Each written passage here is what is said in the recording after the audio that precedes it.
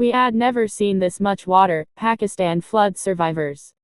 Months on from devastating floods in Pakistan, millions of people remain homeless, roads are destroyed and tens of thousands of schools and hospitals lie in ruins. At the COP27 summit, the country's Prime Minister Shehbaz Sharif called on Western nations to offer compensation to poorer, vulnerable countries like his, which bear the brunt of climate change. Pakistan's government says the figure for losses and rebuilding now stands at more than $30 bn. But the human cost is far higher. More than 1,700 people died in the floods and 2 million homes were damaged or destroyed. Those people who survived are living in endless uncertainty and despair. My son drowned in the flood water. As Hanifa takes shade under a tent in a temporary relief camp, miles from what was once her home, she explains what happened on the day in August when the rains changed everything. My son saved us by losing his life, she says of Abdul Wahab, the breadwinner for her family and a father of 6. As the water pounded on their mud brick house in the southwestern province of Balochistan, Abdul feared the structure was about to collapse completely. He got his family out to safety, ready to take them to a nearby mosque for shelter. Just before they departed, Abdul went back in to get something. He never came back, Hanifa says. We ended up burying him at the mosque. Her other son used whatever money he had to hire a car, so the family could escape the flood-stricken area. They crossed a bridge just hours before it collapsed. Some of Hanifa's relatives, who were also trying to flee, got stuck on the other side and were swept away in the water, she says. We've seen floods in the past, but never like this one. Homes just collapsed and many villages were destroyed, Hanifa recalls. Weak, not just from the weight of grief, but also from hunger, she was staying in a relief camp close to the city of Quetta when the BBC interviewed her. Hanifa mourns the life she lost and, most of all, Abdul, the son she cherished. He is always in my heart. My school was washed away. Nama dreams of becoming a doctor, but with her school underwater, she fears that day will never come. I miss my classroom, I miss my teachers, she says. With her books also washed away, she's been unable to study at all. I miss my books from the bottom of my heart. In fact, Nama's entire home was claimed by the flood waters, which is why she was forced to stay in a tent at a relief camp far from her village. With her days bereft of purpose, Nama now spends most of her time sitting idle apart from when she prays or helps wash dishes at the camp. It's left Nama not just bored, but scared.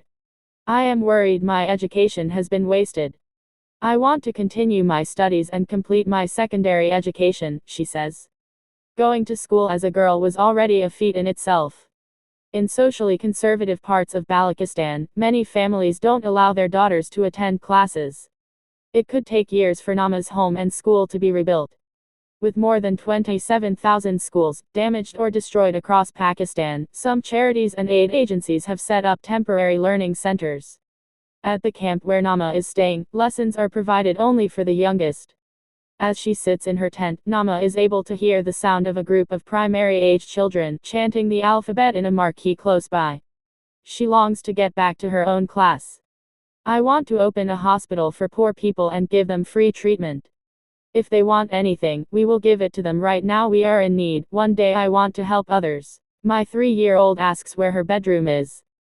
Piles of bricks, slabs of concrete and mounds of rubble, and on the wall that remains standing, a bright green door, which now leads to nothing.